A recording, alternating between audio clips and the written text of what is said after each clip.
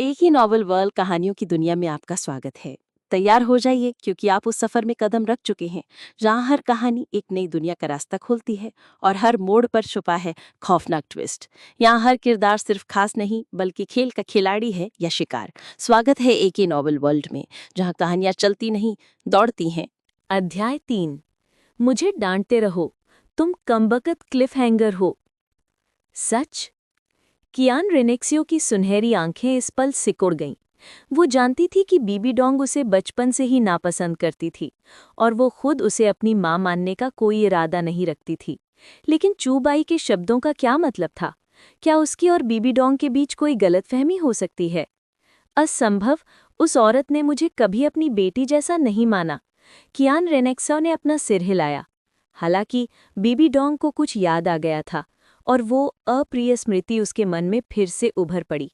वो निराशा के उन दिनों को, कैद के दिनों को दोबारा जीने को तैयार नहीं थी, जो मौत से भी ज्यादा निराशाजनक थे। हालांकि अतीत को याद करने को तैयार नहीं थी, बीबी डोंग को अचानक उम्मीद की एक किरण दिखाई दी कि चूबाई की डायरी के जरिए कियान रेनेक्सियो उस साल की सच्चाई जान सकती है। शायद तब उनके बीच का रिश्ता सुधर जाएगा। चाहे जो भी हो, कियान रेनेक्सियो उसकी बेटी थी। वह कियान जुंजी सचमुच एक जानवर है। वो अपने ही शिष्य पर हाथ उठा सकता है। तुम्हारी हिम्मत कैसे हुई खुद को एंजल डोलुहो कहने की? तुम्हें सीक्रेट चेंबर डोलुहो कहना चाहिए। अगर मैं गलत समय पर पैदा न हुई होती तो मैं उसकी आंखें खोलने के लिए पंगु कुल्हाड़ी जरूर इस्तेमाल करती। बेचारी कियान रेनेक्सियो। उसे बीबी डोंग की मौत के बाद ही इस अतीत के बारे में पता चला। वह खुद अपने पिता, जो एक जानवर से भी बदतर था, द्वारा अपने शिष्य पर जबरदस्ती करने के बाद पैदा हुई बच्ची थी। धमाका। स्वर्ग डू शाही महल के अंदर कियान रेनेक्सियो के हाथ में पानी का प्याला अचानक जमीन पर गिरकर टूट गया। उसने अविश्वास से डायरी के शब्दों को देखा। एक समय उसके चेहरे पर आंसू बह रहे थे। उसने अपना सिर हिलाया। ये मानने को तैयार नहीं थी कि उसके पिता ऐसे इंसान थे। हालांकि चूबाई की कही हर बात बहुत तार्किक थी और अचानक सामने आई डायरी ने उसके लिए यकीन न करना बहुत मुश्किल बना दिया। अगर यही वजह है तो तुम मुझे पसंद नहीं करते। कियान रेनेक्सियो ने अपने आंसू पोंछे और गहरी सांस ली। सालों की दुबकने की भावना ने उसकी भावनाओं के एक हिस्से को बहुत पहले ही दबा दिया था। हालांकि वो अंदर से काफी असहज महसूस कर रही थी, लेकिन वो जानती थी कि सच्चाई जानने के लिए शायद वो खुद से ही पूछ सकती है। कल मैं वापस जाकर दादाजी से पूछूंगी। वे मुझसे झूठ तो बिल्कुल नहीं बोलेंगे। वाकई प्यार में अंधा होना जानलेवा है। ये माँ बेटी की त्रासदी एक बार हो चुकी है और बस इतना ही काफी है। अब जब मैं यहाँ हूँ तो पहले मौका मिलते ही मैं खुद यू शाओगांग को मार डालूंगी। ये लोगों की सेवा होगी क्योंकि उसने बीबी डोंग को नुकसान पहुंचाया है। बीबी डोंग अपने आप में खूबसूरत है। जहाँ तक कियान रेनेक्सियो की बात है, मुझे नहीं पता कि वह तांगसान के प्यार में कैसे पड़ गई, सिर्फ इसलिए कि वह तांगसान से हार गई थी और फिर उससे प्यार हो गया। बड़ी छाती और बिना दिमाग वाली औरतें बहुत डरावनी हैं। इसी समय डायरी की पहली प्रविष्टि खत्म हो गई। कियान रेनेक्सियो लगभग अपना मुंह खून से भर नहीं पा रहा था। ये चूबाई उसके बारे में ऐसा बोलने की हिम्मत कैसे कर सकता है? मैं अपने दुश्मन से प्यार कैसे कर सकता हूँ? ये डायरी जरूर बकवास कर रही है।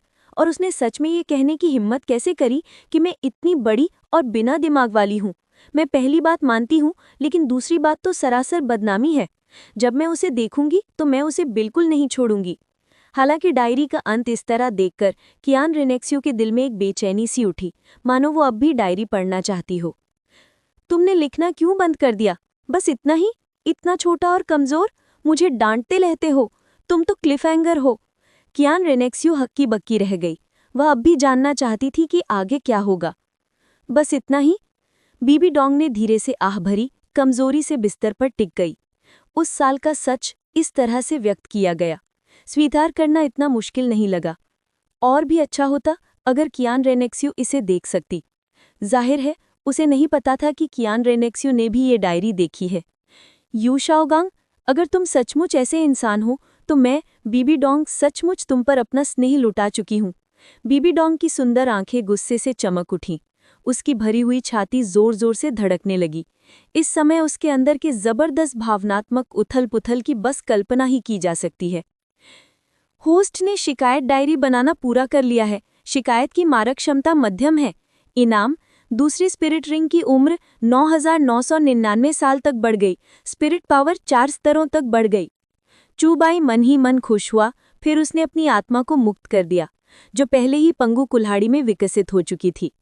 केओस लाइट के एक धमाके के साथ एक प्राचीन कुल्हाड़ी उसके हाथ में आ गिरी। उसके सामने पंगु कुल्हाड़ी अविश्वसनीय रूप से प्राचीन लग रही थी, जिसके हैंडल पर रहस्यमयी रून उकेरे गए थे, जैसे डाउ छाप, और जिसमें अविश्वसनीय रूप से भयानक शक्ति थी। आसपास की हवा धीरे धीरे भारी हो गई और पंगु कुल्हाड़ी को छूते ही चूबाई के हाव भाव बदल गए। ये इतना भारी क्यों है? चूबाई ने पंगु कुल्हाड़ी को अपने हाथ में स्थिर रखने के लिए बहुत प्रयास किया, और उसके भीतर की शक्ति को अनुभव करने का उत्साह उसके चेहरे पर साफ दिखाई दे रहा था। मेरी पिछली आत्मा की तुलना में इसकी शक्ति बहुत ज्यादा प्रबल है। अपनी आत्मिक शक्ति को सक्रिय करते हुए लिम्मुकेओ के पैरों से 3 बैंगनी आत्मिक रंग उठे, और पहला और दूसरा आत्मिक रंग विशेष रूप से विशिष्ट थे। हालांकि बैंगनी थे, लेकिन फिर भी उन पर हल्के काले रंग के पैटर्न थे।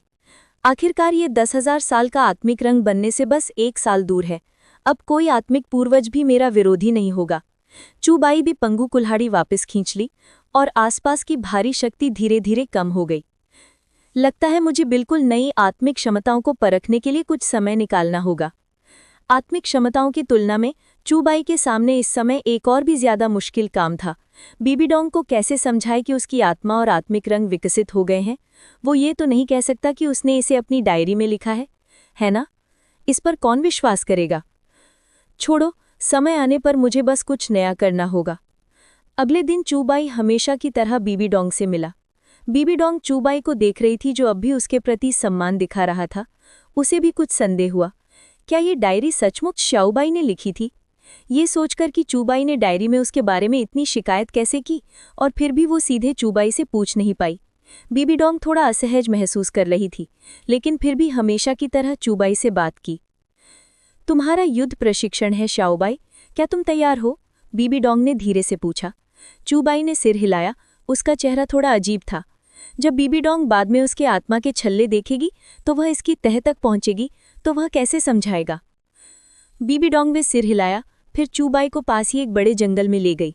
ये जंगल स्पिरिट हॉल का था, और उसके भीतर कुछ स्पिरिट बीज थे, जो ज्यादा ताकतवर नहीं थे, लेकिन चूबाई के स्तर पर स्पिरिट मास्टर के लिए बिल्कुल उपयुक्त थे। मुझे अपनी हालिया साधना के परिणाम दिखाओ। चूबाई ने अपने आप को संभालकर जंगल में छलांग लगा दी। उसके दाहिने हाथ में धीरे धीरे एक केओस लाइट उभरी, और जैसे ही चूबाई वहां पहुंचा, जंगल से आकृतियां भी बाहर आ गईं और चूबाई पर दहाड़ने लगी। खैर, उसे आखिरकार पता ही चल जाएगा, इसकी चिंता क्यों करनी? चूबाई ने हल्की सी आह भरी, फिर उसकी आंखें तेज हो गईं। जैसे ही उसके भीतर की आत्मिक शक्ति प्रस्फुटित हुई, 3 अजीबोगरीब बैंगनी आत्मिक रंग उसके शरीर को घेरे रहने लगे, जिसे एक शक्तिशाली आभा उत्पन्न हुई। तो रीडर्स, आपको क्या लगता है, क्या होगा इस नॉवेल में आगे? ये जानने के लिए सुनते रहिए हमारा the tales of demons and gods के अगले चैप्टर्स पर। और हाँ, अगर चैप्टर पसंद आया हो तो लाइक और कमेंट ज़रूर कर देना। इससे मुझे भी अगले चैप्टर्स को अपलोड करने में मज़ा आता है। वीडियो पसंद आए तो लाइक करें और अपने दोस्तों के साथ शेयर करें। तो ज़रूर ज्वाइन करें ताकि आप हमारे अपडेट सबसे पहले पा सकें।